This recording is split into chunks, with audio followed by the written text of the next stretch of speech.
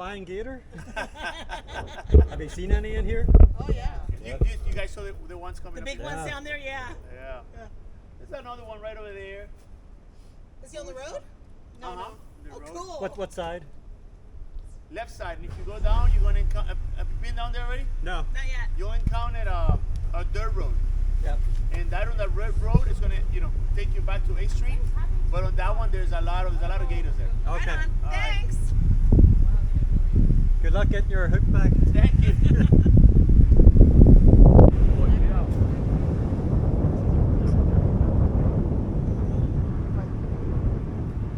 It's right there. Is that it? No, it's a stick. Never mind. He said right on the road. Yeah, no, I thought he meant, have you been up here today? You know, the sound is turned into dirt road.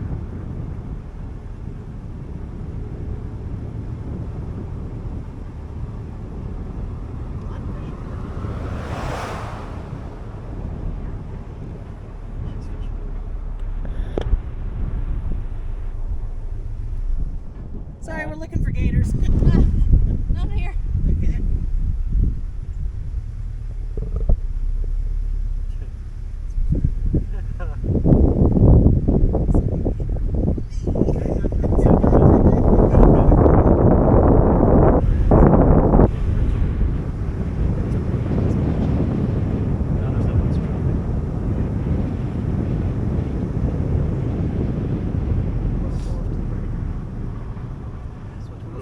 Look over the side first.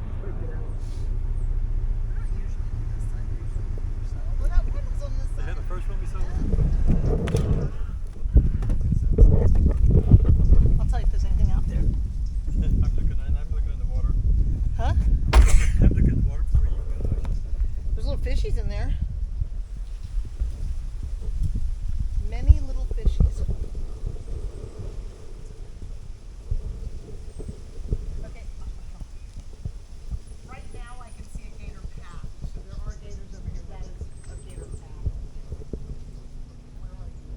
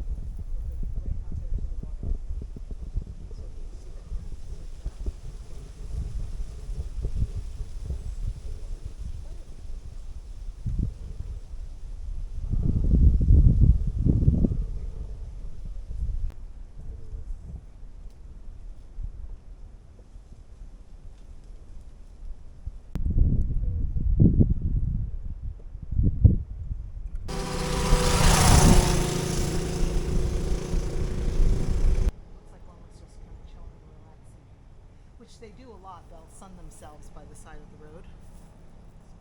We go across the street and see what's over here.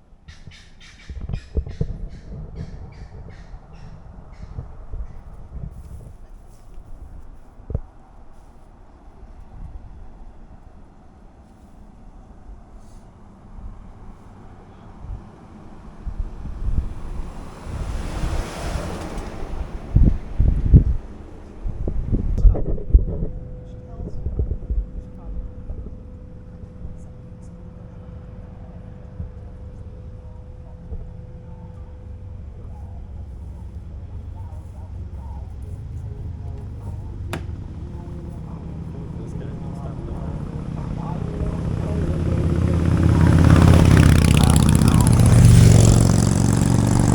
We'll go look.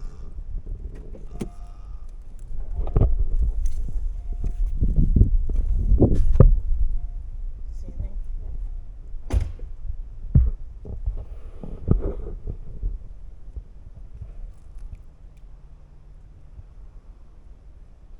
No go? Not yet. Are you getting up on the platform? Nope. Half of it's missing. Right over there. Big one. Oh. Big one far bank. Oh, you got one for me? Yeah.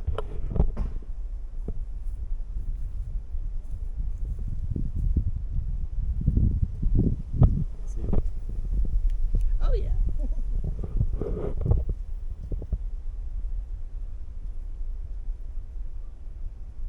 Yeah, I'm not walking up on that. Stable. Somewhere.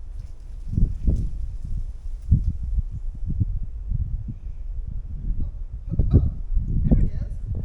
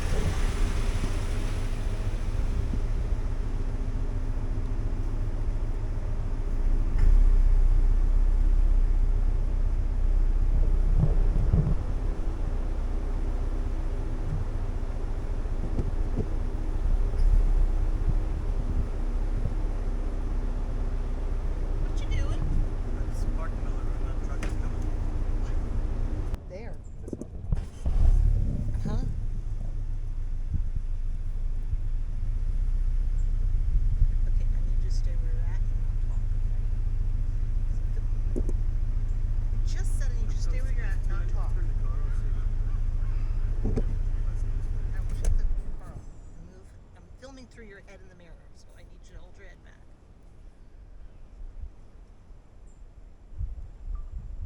Okay, here's another one on the land. We're not even out of the car, but I want you to see how close we are because there's Pete's head. And we're right here, and he's just right there on the bank on the other side of the water. I don't even need to get out of the car because I can see him just fine. It's probably a hawk. Could be a vulture.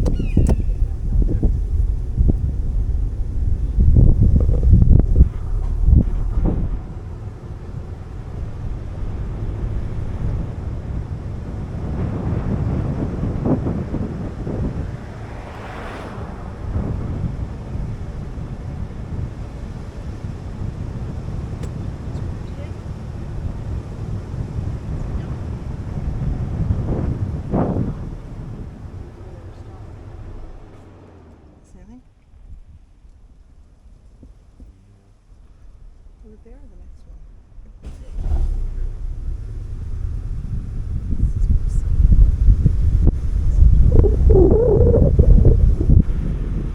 There's no little pass code come up here.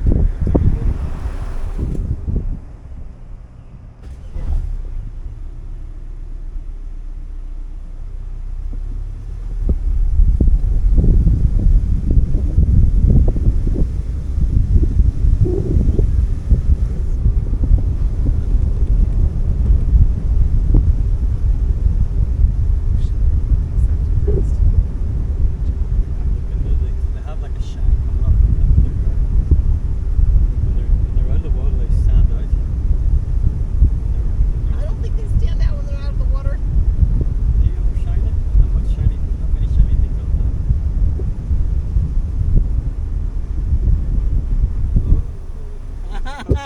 that. Yeah, but I spotted them. Yeah, you do. You're like, oh. Okay, I'm too close to the water here. I'm not getting out here, but I will. He's right there. Okay.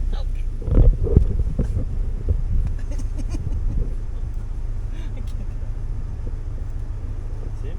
Of course I see him. I should miss him.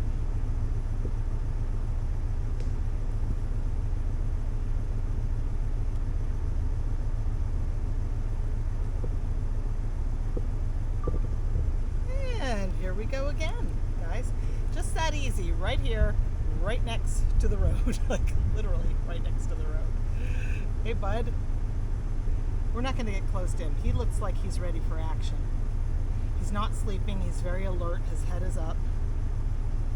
So they can go something like, I think it's like 25 mile an hour in spurts, 15, 20 mile an hour, something like that.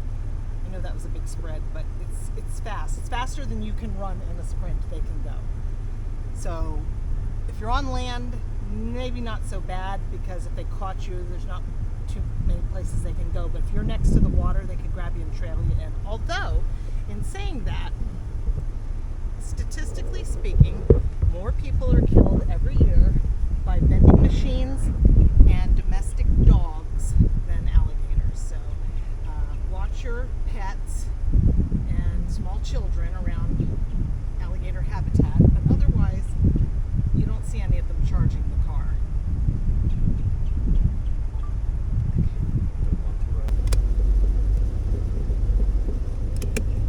See that one? Oh God.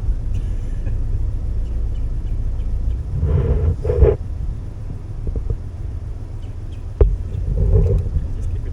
Put your seatbelt on behind you. And buckle Like it. like a Yeah.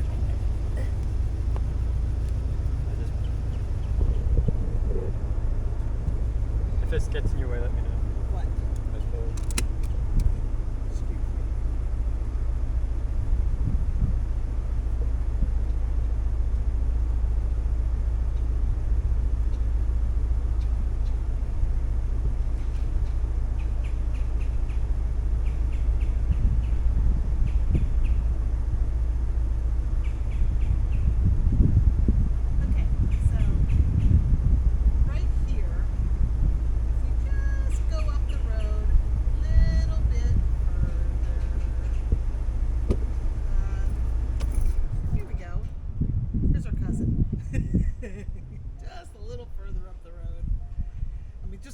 close these guys are. From here to here. Now give up just a twist of my waist. And then right here. So these aren't small. These are good sized alligators. I keep calling them boys. They could just be easily be girls. We're going over and there they are. There could easily be one right on the other side. I don't see too many on the opposite side of the road because I think it's more shady. Most of them seem to.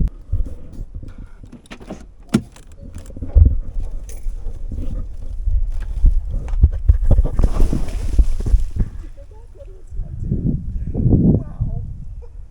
Did you hear the splash? You still see it there. Whoa. Where did he go? Can you see him? Follow his bubble trail. See that? I see his bubble trail, but that's all. How did he disappear so fast? He just sprung. Wow. I think I caught it springing. Gone. Did you catch it? I think so. Oh God, that was so cool. Because I got out towards him. That is so cool. See, they didn't come for us, they ran from us, which is important to note. I mean, that truck pulled up, the first one dove in. He just opened the car from across the. That thing was 8 feet long. Where did he just go? The water's not. That just goes to show you how well they've been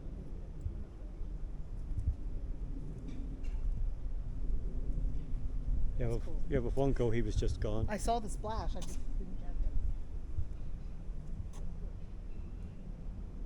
Bet you know yourself, let's try to catch that. Kind of interesting. It's important for shots to be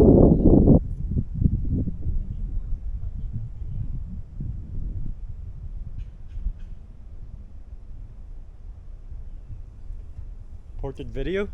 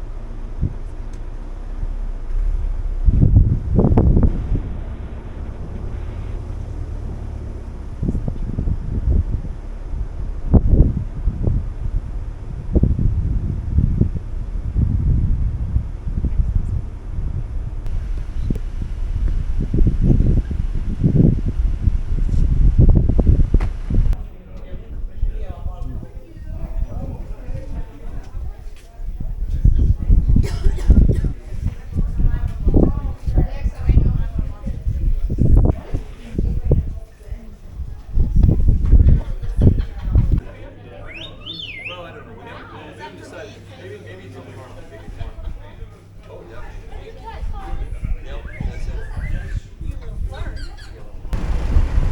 do you got? What kind of tree is that? You know? That silvery looking one. That tree up front is a gumbo limbo tree. It's a what? Gumbo limbo. Gumbo limbo tree. Okay. Gumbo limbo trees have a red and peeling bark. 22. Oh. Jeez, that's fast. We have the American alligator.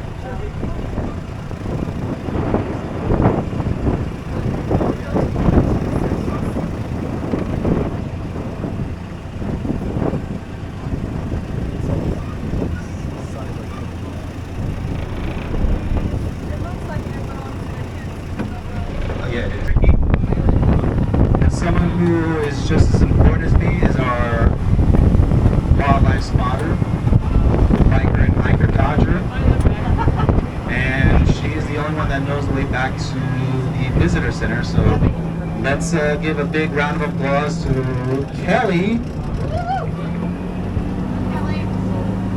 See a gray egret flying off out there on the distance on her side.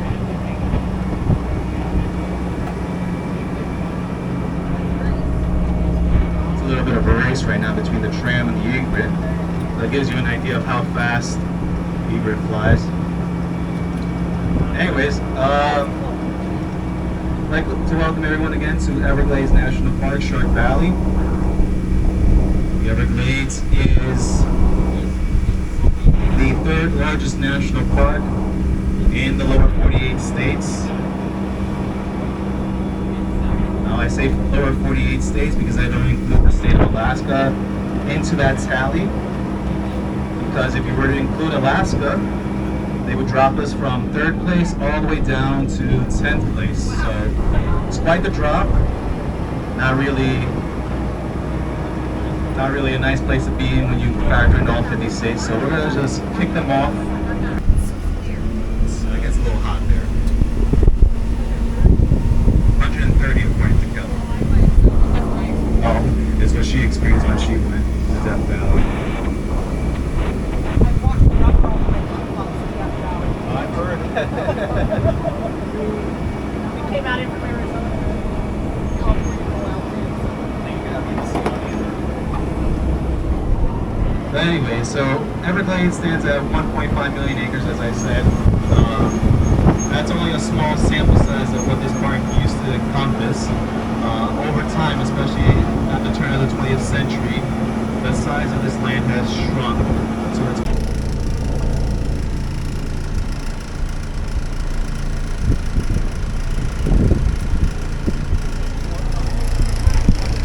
development started to occur here in Florida, and the Everglades was one of the biggest casualties here in Florida. A lot of people took this area for granted, but if you look all around you, when most people talk about the Everglades, they often think of this area as one giant swamp.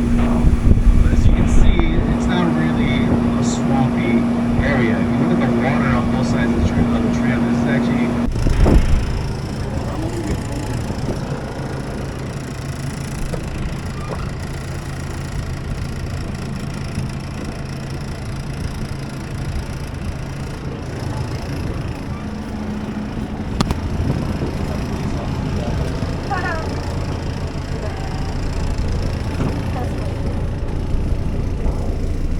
got an alligator on my side this time.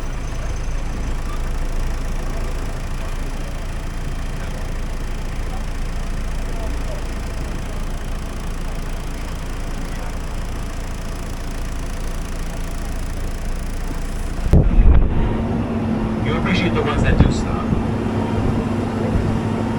Like this gentleman.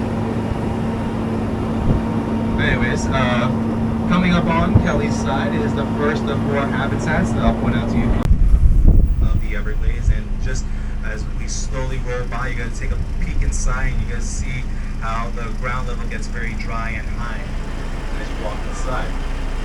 Now, hardwood hammocks usually will be the habitat for some of the mammals of the Everglades.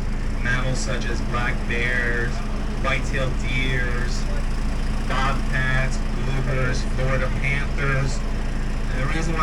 find a lot of these creatures inside there is because of the fact that, as you see in there, the ground level as it gets higher, it's very much dry.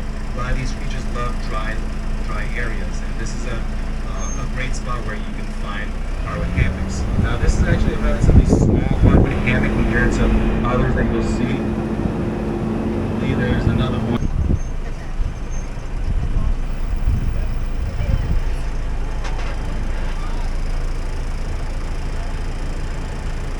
Examples of hardwood hammocks. The Great Pyramids of the Everglades.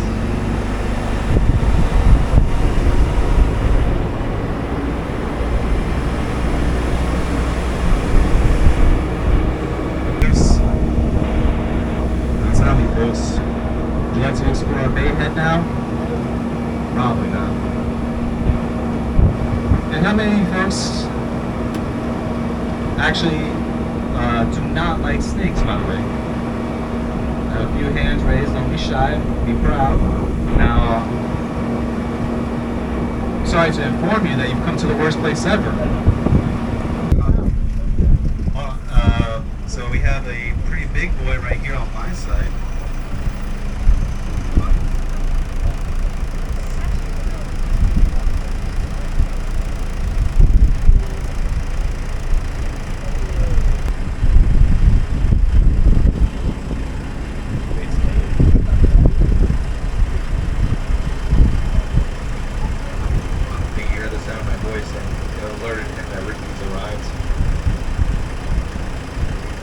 Of how big this alligator is.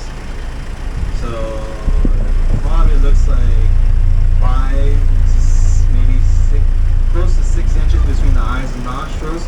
So this is probably a 5 to 6 foot alligator.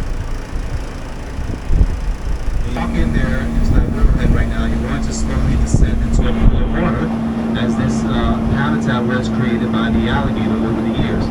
So throughout the dry season, as this area begins to the suicide crow that just passed by the tram just now. This willowhead, if you ever will never run out of water, so especially throughout the dry season, if you need to find or spot alligators, you go in here in this pool of water, you'll almost find something. As you saw the trails along this first part of the tour, all those trails eventually lead to bodies of water. This body of water, for example, is a great way for alligators to stay in the water, especially throughout the dry season, because there is one thing that alligators need most in order to survive out here in the Everglades is water. They can't go more than 2 weeks without water, or else honestly they will perish. There's another example of a willowhead right here on my side as well. And this large man-made body of water on Kelly.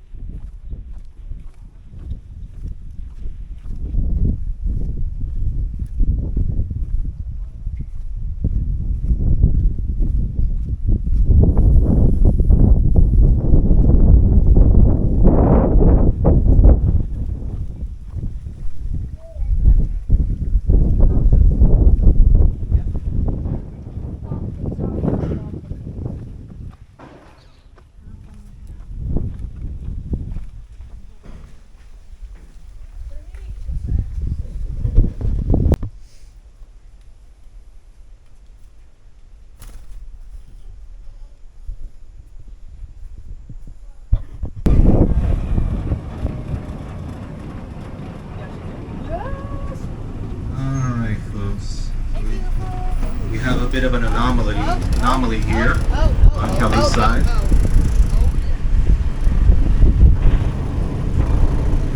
What you might think is an alligator, this is not an alligator. What you see here is an American crocodile.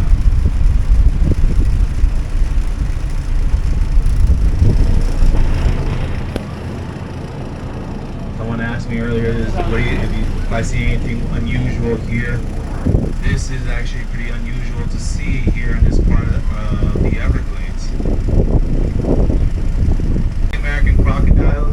It is unusual to see across, on the coastline where there is a brackish and saltwater environment. That is their preferred environment that we thought they preferred until obviously this crocodile was spotted here about 10 years ago. She has been here 10 years. Do not know how she got here. There is actually a second crocodile that is here. Well, we have a rainbow colored bird over here on Kelly's side. That is the purple gallinoo.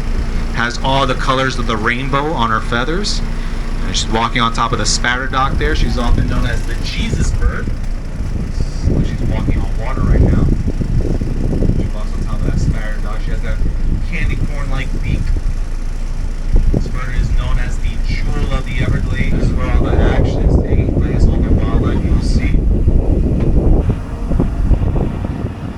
Again, like I said on the first part of the tour, you can't stop for every single gator. Definitely get a good glimpse of them.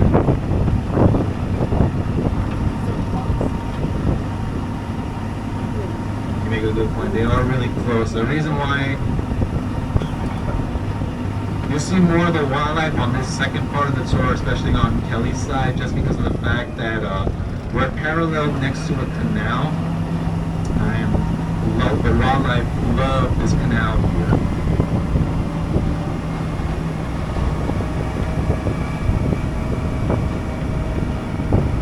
She's a really big boy right now. The flower, it's so pretty. Here you go.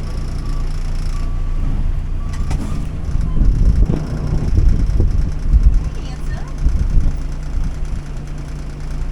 Yeah, girl, this is pretty girl. Yeah, girl.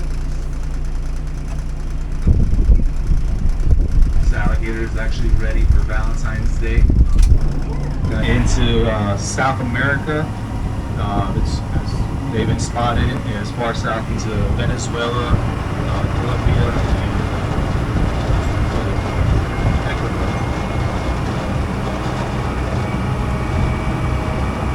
Now their population is actually relative. Now I know that this is a female anhinga because if you look at the neck and head, it's a very tannish brown color. It's actually displaying its breeding plumages right now, much like the alligator. It is going through that mating season. When we spot the male, I'll let you in on how the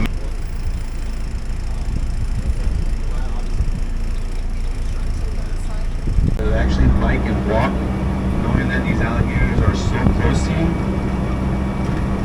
Won't they attack you? Won't they attack us at any moment? Believe it or not, alligators have a genuine. Look at Doesn't That's it? what o'clock. Yeah, I'm looking at this. 10 o'clock. the male needs to do something to impress the female. He needs to present the female with a stick.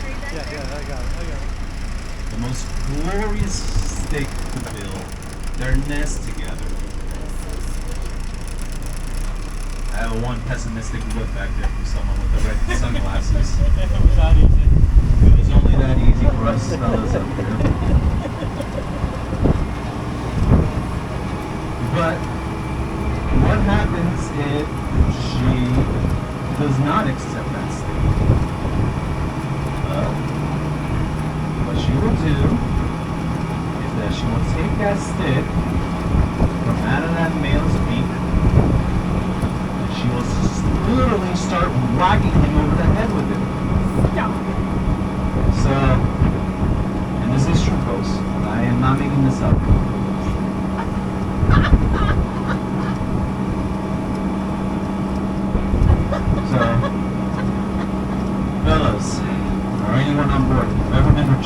someone. At least it wasn't that painful. Physically, at least. What is that bird called again? Anthony. What is it? Anthony. A-N-N-H-I-N-T.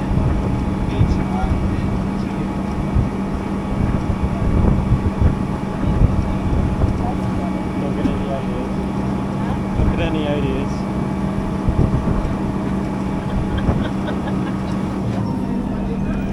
So as I was saying, oh man, there's a flock of crows here.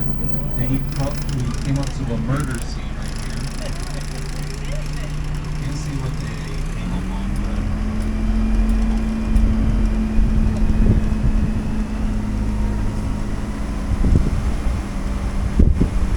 Alright, so going back to the alligator. It is perfectly safe to walk and bike this trail, knowing that there are alligators probably on both sides of the tram trail. They really will not do anything to you. They're actually very, very docile creatures. And, they want nothing to do with us. As you've seen, many of them have hardly moved a muscle. Especially when we pull up next to them, they completely are ignore the tram. They want nothing to do with us. And literally, it's due to the fact, people, that, you know, that those fancy, I'm drawing a blank right here, what's it called, the selfie stick. They want to get down next to the alligator and take a selfie with the alligator. But even after all of that, the alligators still do not budge. They really want nothing to do with us.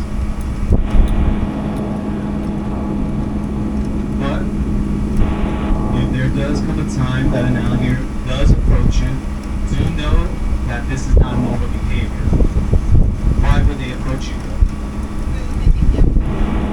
Food is one of the primary reasons. Have you folks ever gone to a park and seen people feed pigeons little breadcrumbs or whatever the case may be?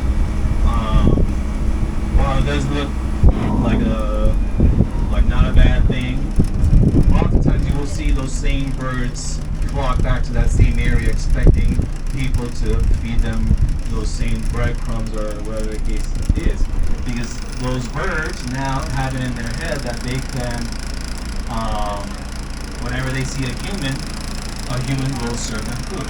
And there's a great little parent that is showing off that 6-foot wingspan over there on my side.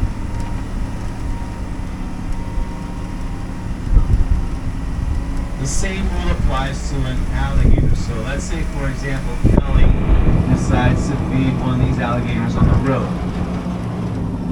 She doesn't say anything to anybody.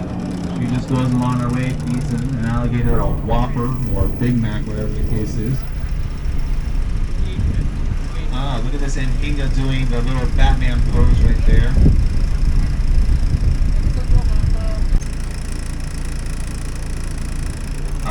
But anyways, going back to the alligator, so she feeds him something, doesn't tell anyone, and then when let's say 2 hours, 3 hours later, or a day later, I come by that same alligator.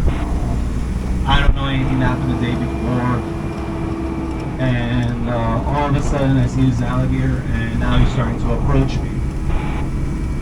And I'm thinking, well, this can't be normal, this can't be right. What the hell do I do? What do I do?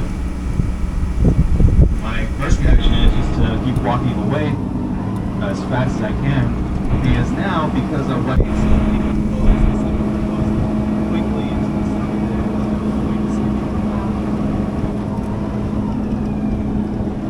got a great little heron on Kelly's side. There we are, buddy.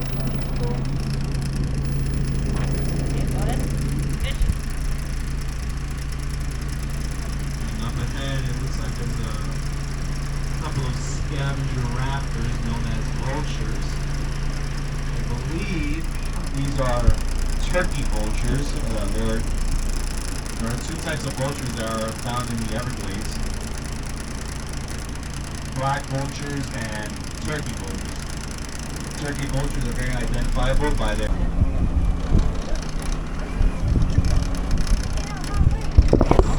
Ooh. It's a dead bird.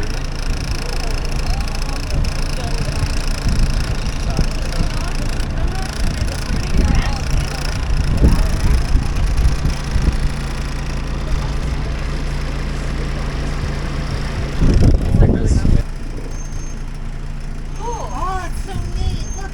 Also, over here on top of the branch, I know, he's on the trace, yeah. we have a turkey vulture on the left-hand side and the red-shouldered hawk. Cool.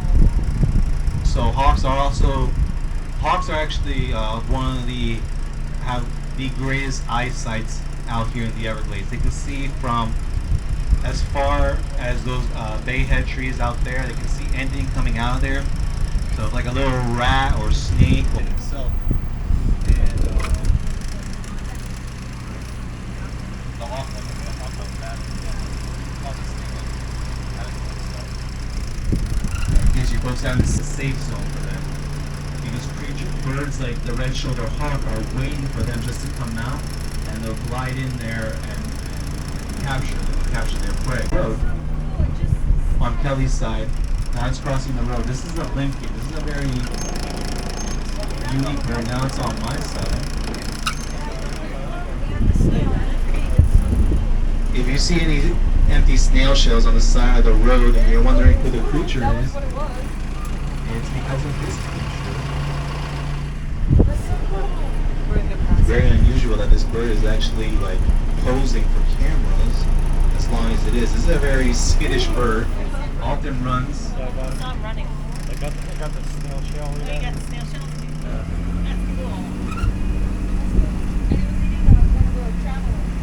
The channel snail. It was eating. Lincoln was eating a channel snail. When the Lincoln actually does a little yell or goes squeak, whenever yelling out loud, I guess. It often sounds like a woman in distress. But the sound effects of that limpkin was actually used in a blockbuster movie back in 2004. You may have heard of this one little movie called Harry Potter and the Prisoner of Azkaban. If you saw that hypocrite creature, when it makes that pawing sound, it actually comes from the limpkin. Little fun fact there. The first python out here in the Everglades. These snakes were introduced into Florida through the exotic pet trade that took place in the 1970s. They originated from a country over in Southeast Asia known as Burma, now known as Myanmar. And they were sold in pet stores throughout South. I couldn't do that to another animal, get an animal just to feed another animal. I'd rather see that happen out here in the Everglades. And another alligator.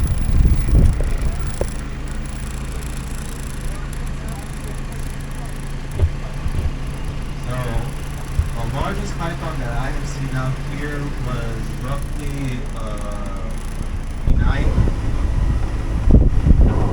The current population of pythons in the Everglades right now is possibly a little over 300,000 to 500,000 pythons in this park right now.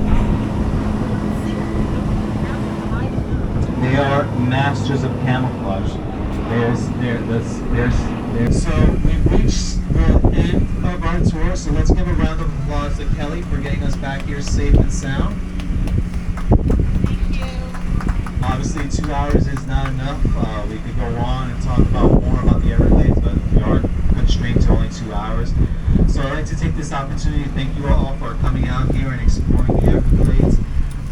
The receipt that you got today is good for a week, so if you want to come back out here and explore any of the 4 entrances to Everglades National Park. Present that receipt. You're able to park in the parking lot for free.